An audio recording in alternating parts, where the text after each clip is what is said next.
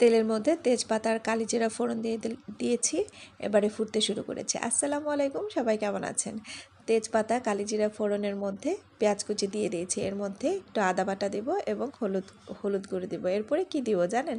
এরপর আলু টুকরো দিব। শুধু আলু ভাজি করব এমন কিন্তু না, আলুর সাথে আজকে মিষ্টি কুমড়ো ভাজি করব। শুধু মিষ্টি কুমড়ো ভাজি করলে বাসায় শুধু বলে খেতে চাই না।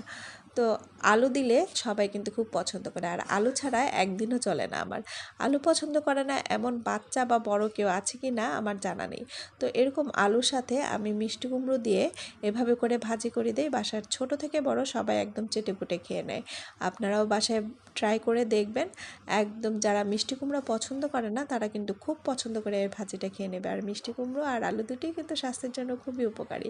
তো আজকে ঝটপট এই রেসিপিটা করে ফেললাম। ঝটপট রেসিপিটি কেমন লাগলো কমেন্ট করে জানাতে ভুলবেন না কিন্তু।